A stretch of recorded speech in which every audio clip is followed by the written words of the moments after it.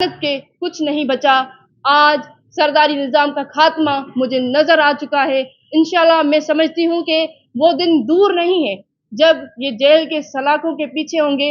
हमारे अदलिया के लिए भी मैं एक पॉजिटिव सा पैगाम देना चाहूँगी कि अदालतें मजलूमों की मददगार हैं। कहते हैं कि अदालतें जो है वो किस तरह एक फैसला कर सकती हैं ताकतवर तरीन तबके के खिलाफ, मगर मैं समझती हूँ कि ताकतवर तरीन तबके के खिलाफ फैसला ही हमारी तकदीरें बदल सकता है। सिंध की तकदीर बदल सकता है, बलूचिस्तान की तकदीर बदल सकता है कि जहाँ पे सिंध और बलूचिस्तान के लोग सरदारी निज़ाम में जकड़े हुए।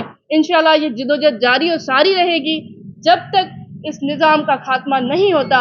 मैं अपने खून के आखिरी कतरे तक लड़ूंगी। मैं समझती हूँ कि ये जो सरदारी निज़ाम का खात्मा है, इसके लिए अगर मुझे अपनी जान कुर्बान करनी पड़ी तो मेरे लिए सौदा ये जो है वो घाटे का सौदा नहीं होगा। मुझ जैसी हजारों उम्र बाप इस अज़म पे कुर्बान, इस सरदारी निज़ाम के खिलाफ जिदोजहद पे कुर्बान। मैं बतौर निज़ाम ते तनक़ीद बराए इस्लाह करणु घुरिजे त हिकिड़ो वॾो सवालिया निशान आहे असांजे अदालती निज़ाम ते त 8 साल मुकमल थी विया मगर इंसाफ़ न थी सघियो आहे। पर पोइ बि असांजे लाइ फ़क़ति हिकिड़ो ई दर आहे, मज़लूम तबके लाइ हिकिड़ो ई दर आहे जितां असांखे इंसाफ़ जी उमेदु आहे। पुरुमीद आहियूं। अवामी अदालत में तव्हां ॾिठो त असां सुरखरू थी चुका आहियूं। मुंहिंजे बाबा जेको सरदारनि जे ख़िलाफ़ु हिकिड़ो अलम बुलंद कयो उहो अॼु बि तव्हांखे बुलंद ऐं बाला नज़र ईंदो हूंदो। हिन में केस जी स्टेज जी अगरि ॻाल्हि कयूं त फाइनल स्टेज ते आहे, फाइनल आर्ग्यूमेंट्स हलनि था पिया ऐं असांजो जेके केस में गवाहियूं थियूं आहिनि यकीनन तमामु बहितरीन क़िस्म जूं गवाहियूं थियूं आहिनि। मां पुरुमीद आहियां उन्हनि गवाहियुनि खे मदे नज़र रखंदे त इंशाल्लाह सभिनीनि कातिलनि खे फांसी जे फंदे ते ॾिसंदासीं ऐं अदालतूं बि असांजूं इंसाफ़ करे हिकिड़ो पॉज़िटिव पैगाम ॾींदियूं। हिन में हिकिड़ो प्रेसिडेंट सेट थी सघे थो, हिकिड़ो वॾो मिसाल क़ाइमु थी सघे थो सरदारी ऐं जागीरदारी निज़ाम जे ख़िलाफ़ु त को बि जागीरदार वॾेरो जीअं सरदारनि जा माण्हू कल्ह बि टियों ॾींहुं बि हथियार खणी ऐं जेको आहे सो घुमंदा था वतन घिटियुनि में, इहो शायदि असांखे हरास करण जी कोशिशि कनि था। पर उन्हनि खे बि मां पैगाम ॾेई बि चुकी आहियां, अॼु बि ॾियां थी त तव्हां सरदारनि जे पालतुनि खां सवाइ कुझु बि न आहियो। असां तव्हांजे इन्हनि हथियारनि खां, इन्हनि गोलियुनि खां, इन्हनि शयुनि खां डिॼण वारा न आहियूं। पहिरियां बि असां मुंहुं ॾेई चुका आहियूं ऐं असांजे लाइ मुंहिंजे ख़्याल त इहा वॾे में वॾी ख़ुशनसीबी हूंदी त हिन जबर ज़ुल्म जे ख़िलाफ़ु विढ़ंदे असां शहीद कया वञूं। असांखे को बि गम न हूंदो छो त हीउ हिकिड़ो मक़सदु आहे जंहिंजे ख़िलाफ़ु असां बीठा आहियूं, जंहिंजे सपोर्ट में असां बीठा आहियूं ऐं सरदारनि जे ख़िलाफ़ु बीठा आहियूं। इंशाल्लाह पुरुमीद आहियूं त असांखे इंसाफ़ फराहम कयो वेंदो छो त हीउ जेको फाइनल स्टेज ते केस आहे इन फाइनल स्टेज में हाणे मुंहिंजे ख़्याल त 2-4 हाज़िरनि में इनखे कंक्लूड कयो वेंदो ऐं उनखां पोइ फतवा अची जेको सुप्रीम कोर्ट आहे, आइन कोर्ट आहे ऐं उन खां जेके बि इंसाफ़ ॾियण वारा इदारा आहिनि सभु हुकूमत जे मातहत आहिनि। तव्हां जा जवाबदार हिकिड़ो MP आहे, ॿियो MP आहे, उहे हुकूमती धुर सां लॻा पियल आहिनि। तव्हां कोर्ट मां केतिरो यकीनन ॾिसो कोर्टूं जेके आहिनि न भले तव्हां जेको सुवालु कयो तव्हांजो यकीनन पॉज़िटिव हिकिड़ो सुवालु आहे, उन ते मुतफ़िक़ बि आहियां मां। पर हिकिड़ो त 2 शयूं आहिनि, हिकिड़ो असांजे हौसले खे हू शिकस्त नथा ॾेई सघनि ऐं अल्लाह ताला बींग मुस्लिम असांजो ईमान आहे त अल्लाह साईं जो बि फ़रमान आहे त तव्हांखे उहा ई शइ हासिलु थींदी जंहिंजे लाइ तव्हां कोशिशि कंदव। असां यकीनन हिकिड़ी जेका मुसलसल जिदोजहद कई उन में तव्हां ॾिठो आहे त अवामी अदालत में असां सुरखरू थी चुका आहियूं। अवामी अदालत में असांजे हक़ में फ़ैसिलो अची चुको आहे। हाणे असांजो इहो फंक्शन न आहे, असांजो इहो सम्झो त इम्तिहान न आहे, हाणे इम्तिहान आहे असांजे सिस्टम जो, हाणे इम्तिहान आहे असांजी अदालतुनि जो त अदालतूं केतिरो कामयाबु थियनि थियूं हुन में इंसाफ़ फराहम करण में। हालांकि अगरि ॾिठो वञे त इंसाफ़ जेको मज़लूम जो हक़ आहे उहो फौरी तौरु मिलणु घुरिजे, पर हिते जस्टिस सिस्टम असांजो इलाही स्लो आहे जंहिं ते असां 12 हिकिड़े क़िस्म जी तनक़ीद करे चुका आहियूं त स्लो जेको जस्टिस सिस्टम आहे हुन में मज़लूम जेको तबिको उहो पीड़िजे थो। मुंहिंजी जिदोजहद कंहिंखां लिकियलु न आहे। मां हिन स्टेज ते अगरि अॼु वेठी आहियां त एतिरो आसानी सां न वेठी आहियां, मूंखे इलाही कुझु फेस करिणो पियो। अॼु बि मां सिर सां कफ़न ॿधी करे जेको आहे सो निकितल आहियां ऐं इंशाल्लाह पुरुमीद आहियूं त असांखे इंसाफ़ फराहम कयो वेंदो। इहो हिकिड़ो फ़क़ति मुंहिंजे लाइ जेको आहे सो इंसाफ़ न हूंदो मगर उन हर मज़लूम जे लाइ इंसाफ़ हूंदो जेको इन निज़ाम जो शिकार बणिजी चुको। अधिक तमनदार काउंसिल जेका बुनियाद ते ठही त सरदारी निज़ाम ख़िलाफ़ु माना हिकु तमनदार काउंसिल ठही तंहिंमें सभु तमनदार गॾु जी। पोइ जंहिंमहिल इहो वाक़ियो थियो इतफ़ाक़ सां पोइ FIR महिल इहे सभु तमनदार मौजूदु हुया। जी। कल्ह हिकिड़े तमनदार जो बयानु आहे त असां सरदारनि ख़िलाफ़ु काउंसिल न ठाही, असां काउंसिल ठाहीसीं त माना माण्हुनि जी ख़िदमत कंदा। पर हिननि सरदारनि खे इन्वॉल्व कयो FIR में त पोइ असां सभु सरदार साइड इहो छा मामलो आहे, इहे हक़ीक़तूं थोरो पहिरीं ॻाल्हि त हिननि जाइलनि खे केरु सम्झाए, कोर्ट में हिननि जो मौक़िफ़ हुयो, जज साहब खे बि मां इहो हिन शइ ते मदू कंदमि, तव्हांजो सुवालु तमामु सुठो आहे त ही कोर्ट में चवनि था त का तुमनदार काउंसिल हुई ई न, ऐं मीडिया ते अची करे असांजे हक़ में बयानु ॾियनि था त तुमनदार काउंसिल ठही हुई, त इहा ई शइ आहे त जेके हिननि चवंदा आहिनि रब रुसे मत खसे, अलाह साईं हिननि खां रुसियल यकीननि जेके क़तल करे ज़ुल्म करे जबर करे वेंदा उन्हनि खां ख़ुदा जी ज़ात राज़ी त न हूंदी, त ही तुमनदार काउंसिल जेका ठही उहा हिकिड़ो पॉज़िटिव हिकिड़ो असांजे मुआशरे में पैगाम ॾियण जे लाइ ठही, ज़ुल्म ऐं जबर जे ख़िलाफ़ु बीठा।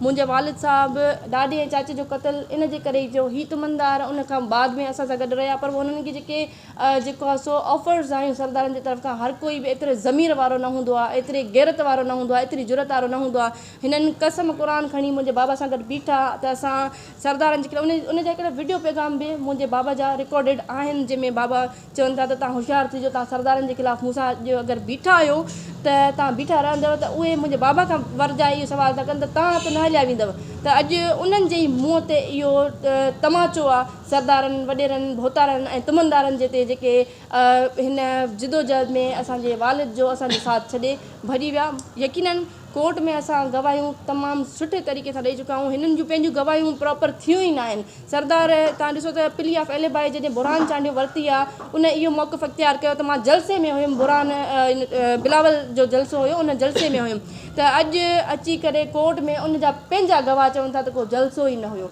त ही ख़तमु थी चुका आहिनि, हिननि जो इहो सरदारी जबर निज़ाम ख़तमु थी चुको आहे। इंशाअल्लाह असां पुर उमीद आहियूं त असांखे इंसाफ़ फ़राहम कयो वेंदो। अॼु मुख़्तसिर प्रोग्राम इन जे करे ई यकीननि मां पैगाम ॾेई चुकमि त मुंहिंजे घर में सोग जो हिकिड़ो माहौल आहे, मगर असांजो ही जेका जिदोजहद आहे उहो मुंहिंजे घर ताईं महदूद न आहे, समूरी सिंध ऐं पाकिस्तान जे मज़लूम तबिके जे लाइ जिदोजहद आहे। तॾहिं अॼु मां हिते वेही करे उन्हनि खे इहो पैगाम ॾिनो त तव्हांखे हौसला बुलंद रखणा आहिनि ऐं तव्हांखे ज़ुल्म ऐं जबर जे ख़िलाफ़ु मुंहिंजो बि आवाज़ु बणिजणो आहे ऐं पंहिंजे पाण ते थींदड़ ज़ुल्म जबर जे ख़िलाफ़ बि तव्हांखे हौसला बुलंद रखणा आहिनि। इंशाअल्लाह मां तव्हां सभिनीनि मज़लूमनि सां गॾु आहियां, जिथे बि मुंहिंजी ज़रूरत पवंदी, न फ़क़ति मां फ्रंट ते हलण लाइ पर आख़िरी सिफ़ में हलण लाइ तयारु आहियां। इंशाअल्लाह असां पुर उमीद आहियूं त असां सुरखरू थींदासीं सरदारी ऐं जागीरदारी निज़ाम जे। ॾिसो अदा इहे यकीननि सियासत करणु को गुनाह न आहे, मूंखे ऑफर्स थी चुकियूं आहिनि, 12 मां इहा शइ वाज़े करे चुकी आहियां, पर जेका पार्टी मूंखे का बि अहिड़ी ज़ाहिर सियासी पार्टी नज़र न आई आहे जेका मज़लूमनि सां मुतहिद हुजे, जेका मज़लूमनि जे लाइ हक़ीक़ी जिदोजहद करे। यकीननि अगरि अहिड़ो को प्लेटफॉर्म मूंखे नज़र आयो त इन में को हर्ज न हूंदो। यकीननि मूंखे ऑफर्स थी चुकियूं आहिनि, रिज़र्व सीट्स लाइ ऑफर्स थी चुकियूं आहिनि, पर मां सम्झां थी जेको आज़ादु ख़्यालु हुजण में मज़ो आहे उहो कंहिं बि सियासी पार्टी सां हलण में मूंखे अञा ताईं नज़र न आयो आहे। हा, अगरि मुंहिंजे मौक़िफ़ खे सपोर्ट करण वारी का पार्टी हूंदी त इंशाअल्लाह जवाबदार जो है कि पीपल्स पार्टी से वापस है, ठीक है। इसी सिलसिले में आपने बिलावल भुट्टो से पहले अपील की थी, हम नहीं है, उठो हमारे अलावा कोई हमारा नहीं है। तमाम तारीफ़ें रब्बुल आलमीन के लिए, दुरूद सलाम अंबियाओ मासूमीन के लिए, मेरी जिदोजहद धरती के मज़लूमीन के लिए। 17 जनवरी 2026 आज मेरे वालिद साहब, दादा और चचा की 8वीं बरसी का दिन है। मैं सिंध और पाकिस्तान की बेटी मुसलसल 8 सालों से अपने वालिद, दादा और चचा के बेगुनाह खून के लिए, इंसाफ के लिए मैं हर दर पे गई हूँ। अफसोस के साथ ये कहना पड़ रहा है कि आज तक इंसाफ मुझे नहीं मिल सका, मगर मैं पुर उम्मीद हूँ। एक उम्मीद लेके जो मैं निकली हुई हूँ घर से, वो यकीनन यही है कि जब मुझे इंसाफ मिलेगा तो ये सरदाराना, जागीरदाराना और जाबराना निज़ाम इसका सहर टूटेगा।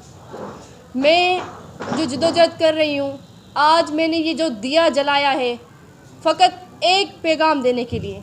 आपने देखा कि ये जो मुख्तसर सा प्रोग्राम हमने किया है बरसी का, उसकी वजह मेरे घर में फौतगी हुई है। मेरा नौजवान कज़न, मेरा खालाजाद भाई जिसकी डेथ हो गई अलमनाक एक एक्सीडेंट में, घर में सोग का माहौल चल रहा है। उसकी वजह से آج یہ مختصر سا پروگرام کیا ایک پیغام دینے کے لیے، کیونکہ میرا یہ ایمان ہے کہ برسیاں لمبی تقریریں کرنے کے لیے نہیں ہوتی، مگر وہ عہد جو آپ نے کیا ہے اپنے بڑوں کے ساتھ، ان کے عزم جو آپ لے کے نکلے ہیں، اس کے لیے آپ ایک پیغام دیں، لوگوں کو ایک پازیٹیو پیغام دیں کہ وہ ظلم کے سامنے نہ جھکیں۔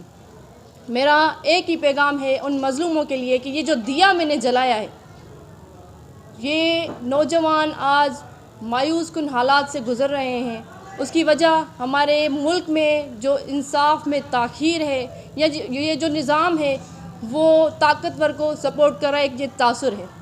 مگر میں ان کو یہ بتانا چاہتی ہوں کہ میں سرداری نظام کے خلاف ہر اس شخص کے ساتھ کھڑی ہوں جو اس کا شکار ہے، جس نے ظلم جبر کو برداشت کیا ہے۔